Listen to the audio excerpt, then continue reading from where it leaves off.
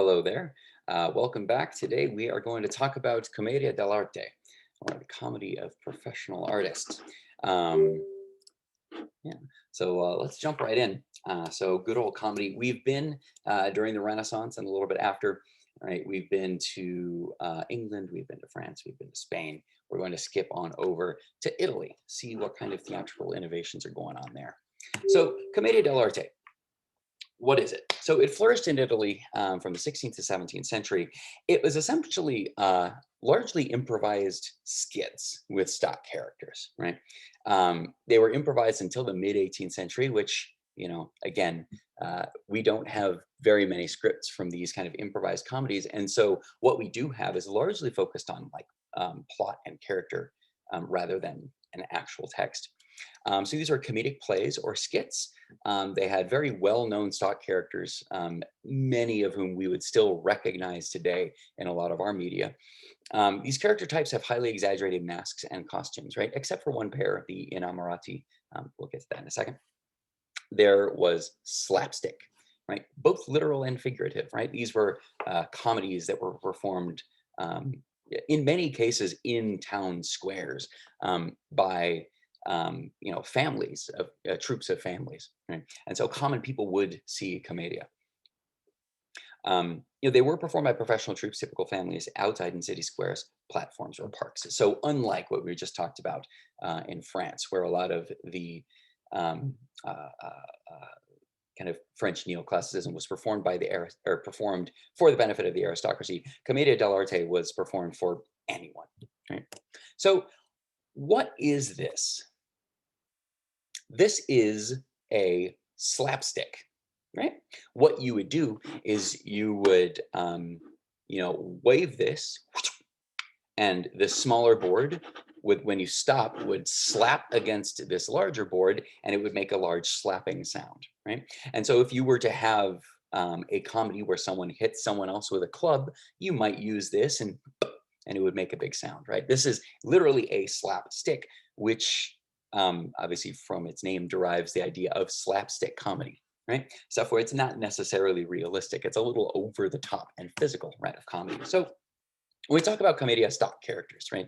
If we remember, stock characters are different characters that are separate from any one play, right? That you could plug two or three or four different of these stock characters in a scenario and have kind of comic situations be improvised and be fleshed out because of that, right? And so these stock characters are characters where people would various performers would specialize in these characters, right? So you would have someone be an Arlecchino apart from any particular play that Arlecchino was in, but then you put him in a scenario and they would just, be that character in that scenario.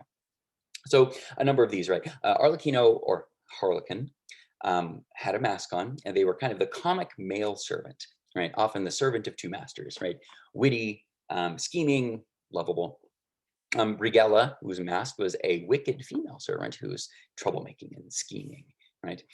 Um, there is two kind of three, but some rich guys, right? Il Dottore, or the doctor, was masked as well. You kind of think of him as a representative of old money, right?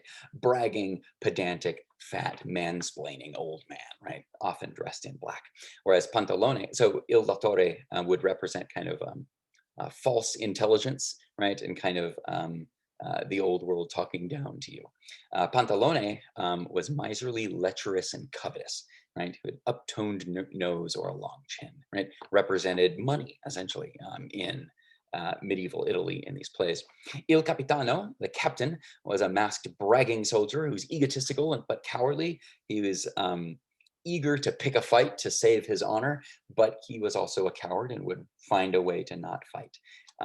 He was often portrayed as being from Spain, which makes sense if you kind of think of him as a comedic growth of one of the capa y espada characters, right? The Spanish swordsman who fights for honor and family. But in this, right, you bring the comedy of that character out and also make him a coward.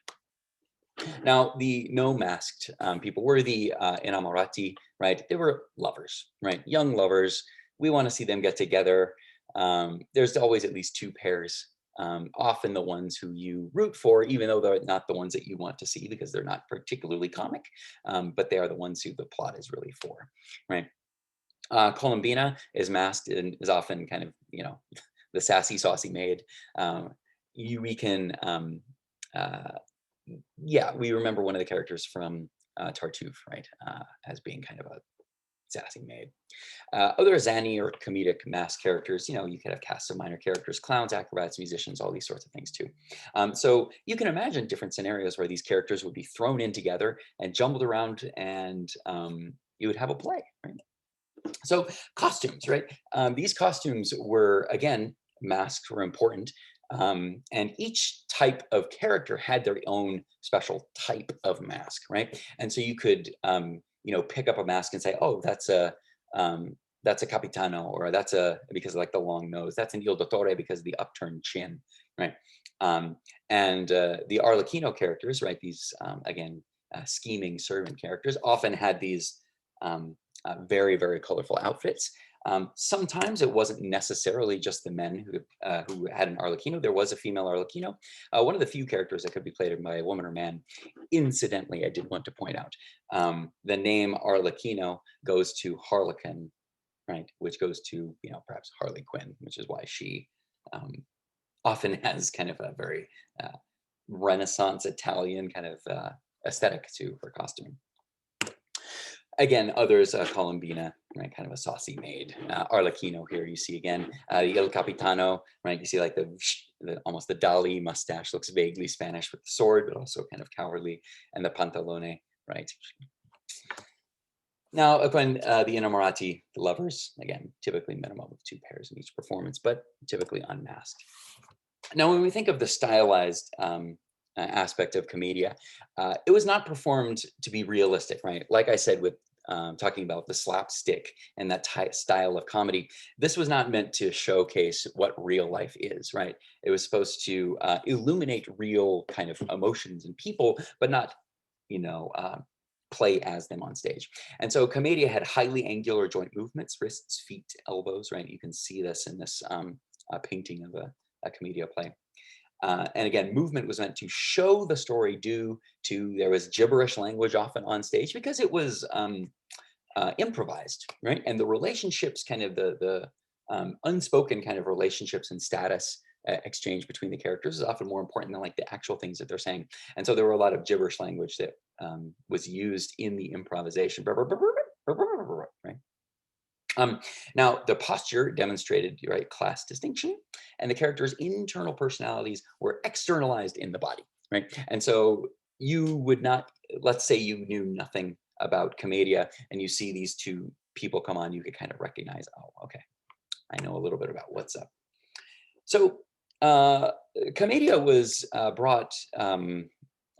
developed more in Venice. We'll get to that in just a second. Now, Venetian society, as we remember from even our discussion on Othello, it was mercantile and um, kind of outward facing.